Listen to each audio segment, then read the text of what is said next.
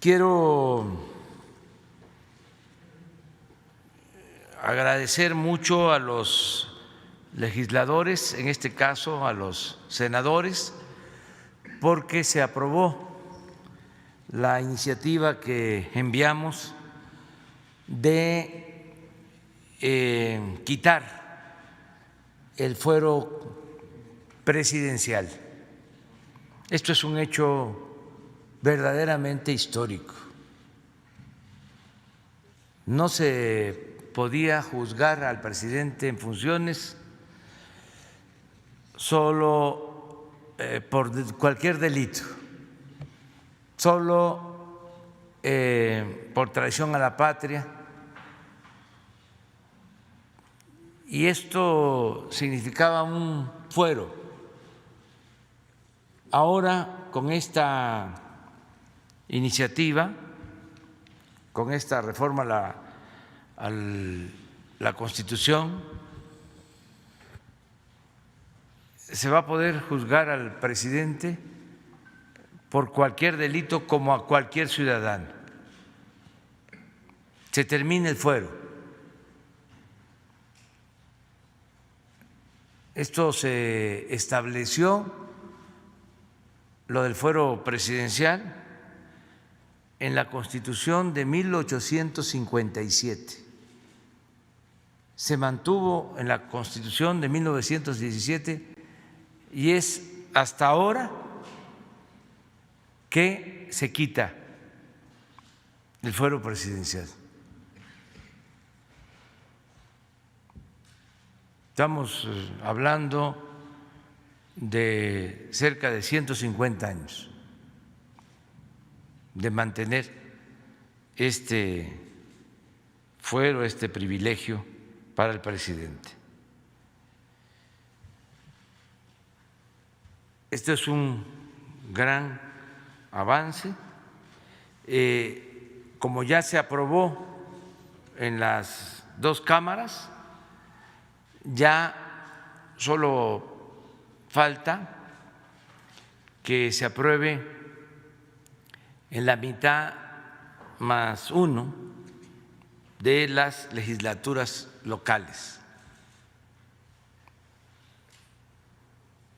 es decir, en 17 congresos locales, y no va a haber ningún problema. Ya creo que van a iniciar estos procesos legislativos y antes de que termine el año ya entre en vigor esta reforma constitucional.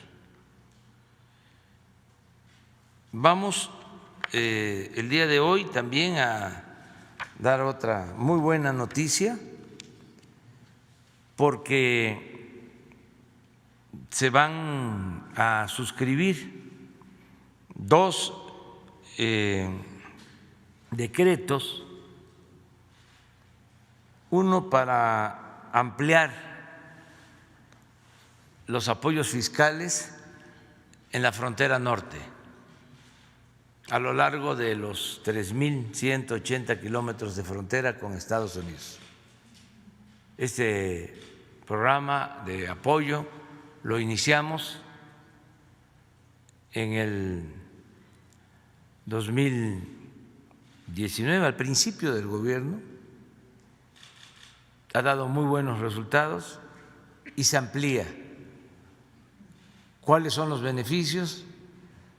Se reduce el impuesto sobre la renta al 20%, se reduce el IVA a la mitad, al 8%, se homologan los precios de los combustibles, la gasolina en estados como Chihuahua, como Coahuila, cuesta 4 hasta 5 pesos menos que lo que cuesta en el resto del país. También se logró que el salario mínimo en la frontera se incrementara al doble en beneficio de los trabajadores. Entonces, vamos a ampliar la vigencia de este decreto porque estaba firmado para 2 años, se amplía hasta finales de 2024. Se amplía para que tenga vigencia hasta el final de nuestro gobierno, si así lo dispone el pueblo. Y el otro anuncio muy importante es que en un trato parecido se aplica esta medida en la frontera sur de nuestro país, para beneficio de las ciudades, de los municipios fronterizos de Chiapas, de Tabasco, de Campeche y de Quintana Roo. Van a tener el mismo apoyo. Y hay algo muy importante que yo estoy seguro les va a dar mucho gusto al pueblo de Quintana Roo y en particular a los que viven en Chetumal y creo que a los pobladores del sureste en general.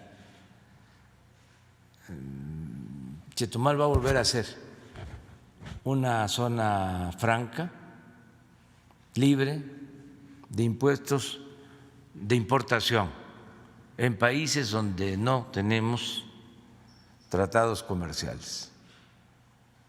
Es decir, no se va a cobrar impuesto por la importación. Entonces, van a poder llegar mercancías a muy bajo precio a Chetumal, como era antes de que llevaran a cabo los cambios ya en el inicio del periodo neoliberal. Entonces, esa es la información que tenemos sobre estos temas. Vamos a escuchar a la secretaria de Economía, Graciela Márquez, que nos va a explicar en qué consisten estos tratados, en particular el de la frontera norte, que vamos a firmar hoy en Mexicali, en el Palacio de Gobierno de Mexicali. ¿Por qué en Mexicali? Porque ahí surgió la demanda en Baja California. Fueron empresarios de Baja California los que me hicieron el planteamiento de que se le diera un trato especial a la frontera norte.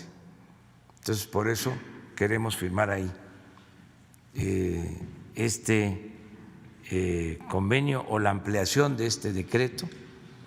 Lo vamos a hacer al mediodía de hoy allá en Mexicali. Se va a explicar cómo se amplía este beneficio fiscal y aquí sí vamos a firmar el apoyo a la frontera sur, con lo que expuse de el estatus o la situación especial para Otompe Blanco y en particular Chetumal, Quintana Roo. Eso sí lo vamos a firmar aquí para que entre en vigor el 1 de enero del año próximo.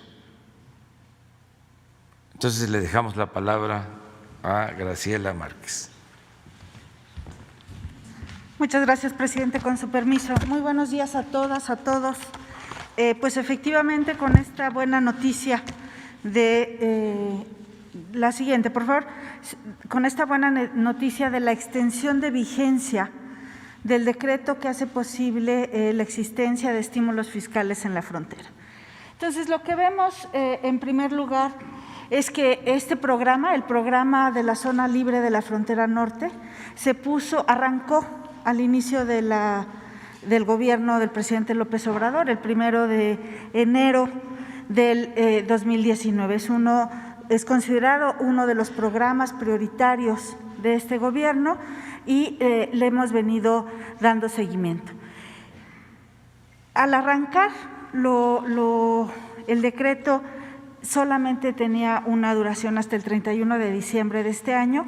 Hemos venido viendo la evolución y en un momento les vamos a presentar los resultados que motivan que hagamos la extensión de vigencia. Entonces, es un programa, como ya indicaba el presidente y como hemos señalado en distintas instancias, es una reducción de la tasa del impuesto sobre la renta del 30 al 20%, una reducción de la tasa del IVA del 16 al 8%, un aumento, y esto es muy importante, un aumento del salario mínimo del 100% el primer año, con la finalidad de recuperar la capacidad adquisitiva del salario, de tal suerte que el salario aumenta en ese primer año de 88.36 a 176.72 pesos. También incluye un estímulo en el IEPS a gasolinas, de manera que las gasolinas empiezan a cerrar la brecha entre su precio en México y su precio en Estados Unidos. Adelante. Perdón, la anterior, disculpe.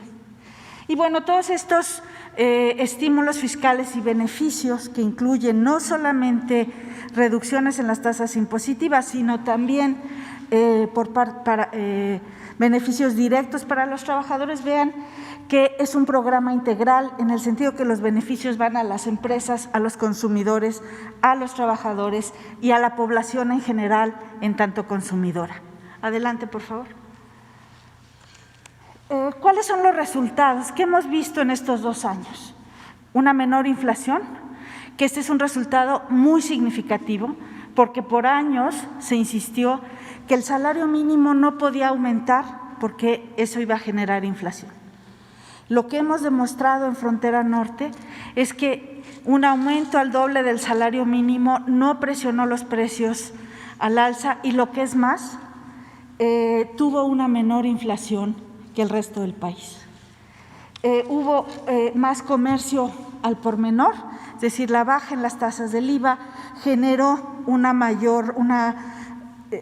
aumento en la demanda local y que además nuestros vecinos del norte estuvieran incentivados a cruzar la frontera y hacer sus compras en México. Un aumento no solamente del salario mínimo, sino un aumento del salario promedio y una disminución en los precios de la gasolina. Y como dice el presidente de la República, cuando le hemos acompañado en las giras, uno puede ir viendo en las gasolinerías pues precios más bajos de lo que observa en el resto del país. Adelante, por favor. Dado estos resultados, pues vamos a hoy a mediodía se va a firmar el decreto, el presidente va a firmar el decreto que extienda la vigencia de estos estímulos fiscales hasta el 31 de diciembre del 2024. Esto también es muy útil porque les da certidumbre a las inversiones. Los industriales pueden saber que en los próximos 4 años van a tener estas mismas condiciones y eso va a seguir siendo un factor de atracción de inversión. Entonces, viene una reducción del IVA en las mismas condiciones del 16 al 8, adelante, del ISR, el impuesto sobre la renta, del 30 al 20%, adelante, y continuará el estímulo a gasolinas para que los energéticos sigan siendo menores a los del resto del país. Pues muchas gracias. Esta es la información que tenemos respecto al programa de la zona libre de la frontera norte. Muchas gracias.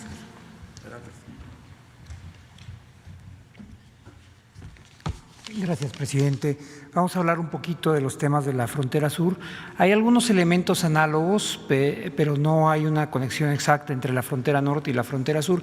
En el caso de la frontera norte, sobre todo, se estaba reconociendo que en las ciudades gemelas entre Estados Unidos y México, como pueden ser Tijuana y San Diego, Ciudad Juárez y El Paso, o Matamoros y Bronzeville, hay una economía regional que cruza las líneas nacionales y que tenía que haber condiciones similares.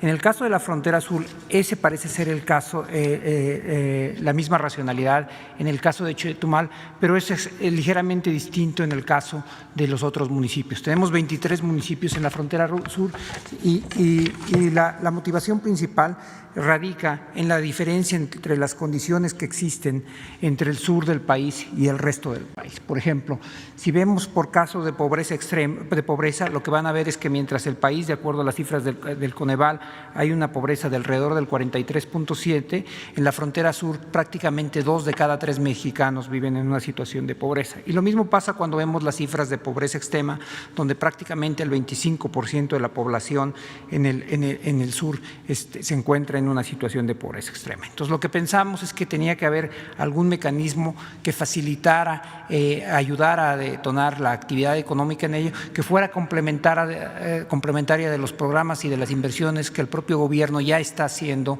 en la zona de la península, como puede ser el Transísmico, el Tren Maya, etcétera. Estas condiciones también, si las vemos a través de otras variables, son muy similares. Existe, si pasamos a la siguiente, existe un indicador que las Naciones Unidas llama el Índice de Desarrollo Humano, que se puede calcular exactamente a nivel de municipio. Y si vemos nosotros en estos indicadores, podrán ustedes notar que para el caso de México, cuando comparamos la frontera sur con el resto del país, este indicador es considerablemente más bajo. Este indicador se mueve entre 0 y 1 y tiene 3 variables: el ingreso, la salud y la educación. Medido por ingreso per cápita, que es como lo miden las Naciones Unidas, el ingreso per cápita anual de alguien que vive en la frontera sur en México son alrededor de 20,364 pesos, mientras que el resto del país son 32,473 pesos. Es decir, en el resto del país el ciudadano promedio gana un 50% más que en la frontera sur. Así es que estos elementos, el conjunto de las condiciones socioeconómicas más las necesidades históricas y la vocación de Otompe Blanco fueron lo que nos llevaron a reflexionar que teníamos que dar un tratamiento similar entre la frontera norte y la frontera sur. Ahora, es un poquito más complejo en la frontera sur que en la frontera norte, porque tenemos 2 países vis a vis solamente 2 países, Guatemala y Venezuela, vis a vis en la frontera norte, donde solamente tenemos un país, Estados Unidos. Entonces, eso nos hace que tengamos un tratamiento ligeramente distinto al procesar los estímulos en la frontera norte. Entonces, voy a hacer referencia muy particular al caso de Chetumal después. Entonces, primero voy a hacer referencia a todos los municipios que están en la frontera sur, excepto Chetumal, y cómo los vamos a tratar. Son los que se encuentran ahí pintados en color lila. Son 22 municipios que tienen frontera con Guatemala, cruzan, como el presidente señaló, 3 entidades: Chiapas, Tabasco y Campeche. Y lo que estamos proponiendo, que estos sí es muy similar a lo de la frontera norte, es una reducción del IVA del 16 al 8%, una reducción del impuesto sobre la renta del 30 al 20% y un estímulo del IEPS a gasolinas para igualar los precios en la frontera. Los precios, al igual que lo que ocurría en la frontera norte, los precios del lado mexicano son distintos del lado guatemalteco y de hecho lo que encontramos es contrabando de gasolina de Guatemala a granel hacia México. El caso de Chetumal es diferente. Entonces, en el caso de Chetumal tenemos que dar un tratamiento distinto inclusive porque históricamente tuvo un desarrollo, con características que lo hacían diferente. Hasta hace relativamente no mucho tiempo, Chetumal era una zona aislada del país, y entonces lo que ni siquiera se podía garantizar es que llegaran la provisión de bienes del país, y se buscó entonces en 1934 que hubiera una zona libre para que una parte importante del abasto de bienes llegara a través de Belice, dado que era muchísimo más complejo llevarlo del centro del país. Y este fue el estatus que mantuvo Chetumal entre 1934 y 1993. En el momento en que se firma el Tratado de Libre Comercio, esto dejó de operar. Además, si pasamos a la siguiente, se tuvo un tratamiento, aquí sí ya histórico, de IVAs diferenciados. Como ustedes saben, hay una reforma tributaria que se hizo en 1978 para entrar en vigencia en 1980, y durante los primeros 11 años de operación del IVA hubo un tratamiento diferenciado donde Chetumal tenía un IVA más pequeño. Esto cambió en 1992, pero solamente operó por dos años más. Cuando el IVA aumenta nuevamente en el país y sube a un 15%, el IVA se quedó en Chetumal en un 10%, de tal forma que la mayor parte, a lo largo de la historia de existencia del IVA, en general ha habido un IVA diferenciado en Chetumal, donde ha sido mucho más pequeño. Entonces, ¿cuáles son las medidas que entrarían a vigor a partir del 1 de enero del 2021 para la zona libre de Chetumal? Son las siguientes. Si quieres, pasamos a la primera. Sería exención del impuesto general de las importaciones, y esto es a lo que se refería el presidente. Hay una aspiración histórica, yo diría incluso de añoranza de la gente de Chetumal, de regresar a lo que fue el motor de su economía por muchos años.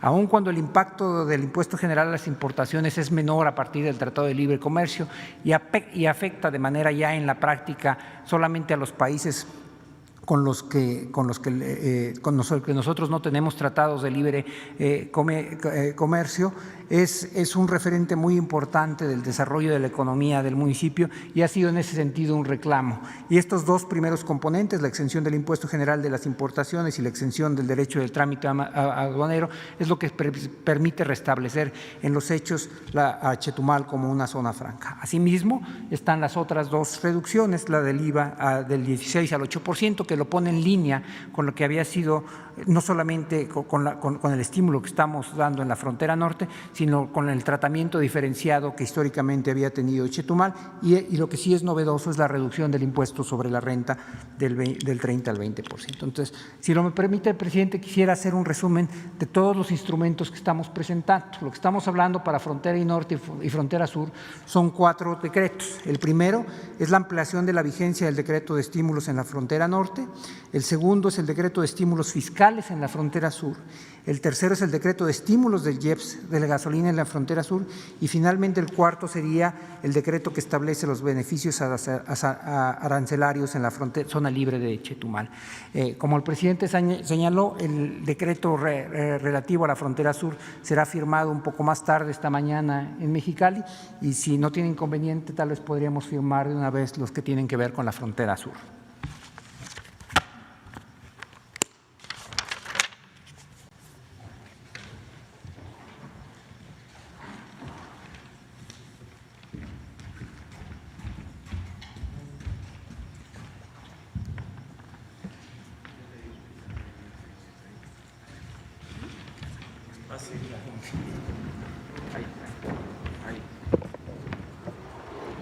Vamos a invitar al presidente de la Concanaco que nos acompañe. José Manuel.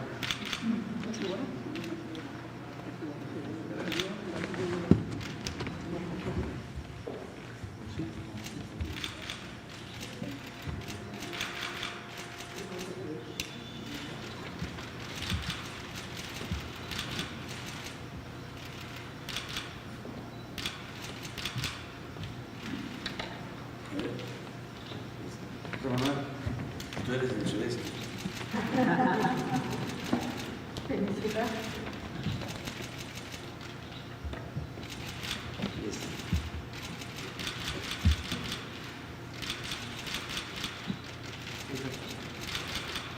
Si te gustó este video, suscríbete dale like y comparte. Además, activa la campanita para que sigas recibiendo más videos.